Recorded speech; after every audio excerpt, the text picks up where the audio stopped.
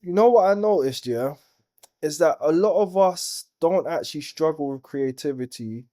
We struggle with starting. We struggle with the first step, the moment where you're like, cool, let me actually sit down and do this thing that I've had in my mind for so long. And then suddenly your brain acts like you just asked for world peace. It's mad because the work itself isn't even the problem. It's the weight of thinking about doing the work.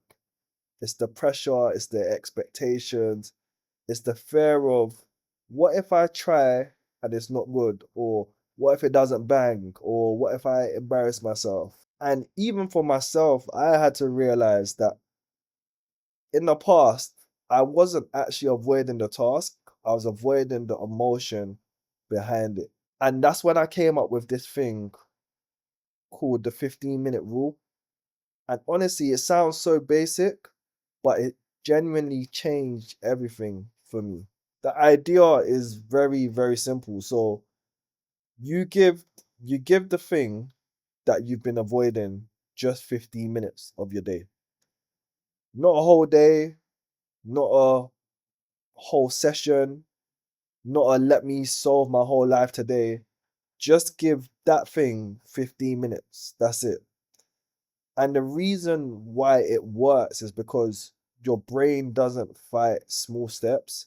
Your brain only fights the things that look like a lot of pressure. When you when you put in your mind, okay, I'm gonna do this thing for 15 minutes, your mind is like, all right, cool, let me just get it done. I can actually get this done.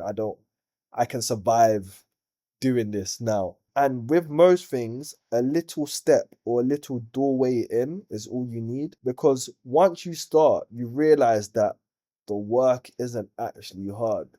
It was just the wall that you built around it. And I feel like that's something that nobody tells you. You're not scared of the work, you're scared of starting, and starting is a feeling, not a task. But once you start, the feeling actually disappears every single time. And the funniest part is when you do the 15 minutes, you almost always keep going. It's like you get deep into the work and then you look up and it's you don't know, like an hour's gone past or 40 minutes have gone past halfway through the idea, because momentum is real, but momentum only starts or only shows up once you're already moving.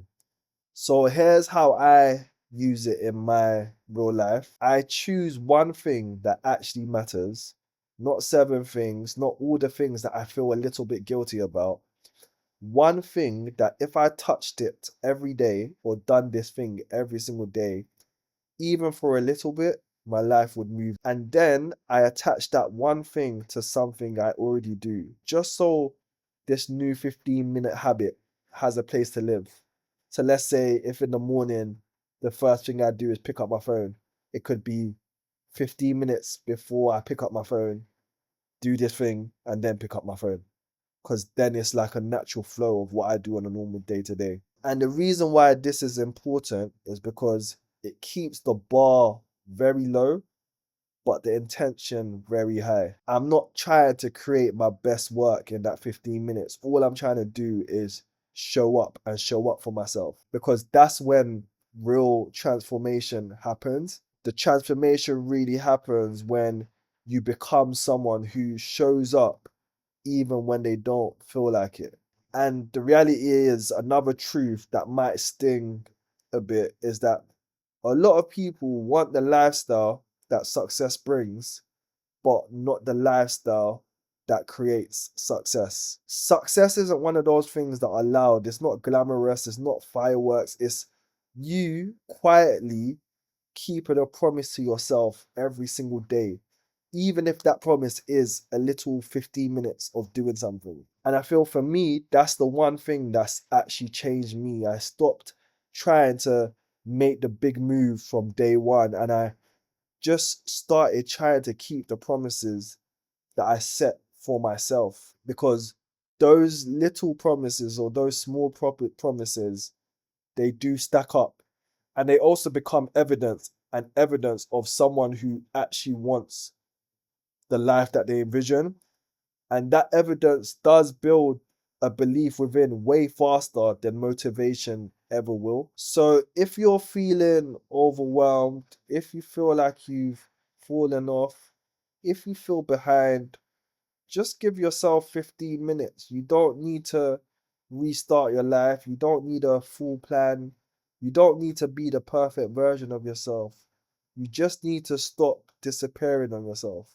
Like literally 15 minutes. That's the whole instruction. Like if you do that every day, your future self will look back and realize that the entire shift, the whole transformation started with one small decision. So I'd say, yeah, like try it today.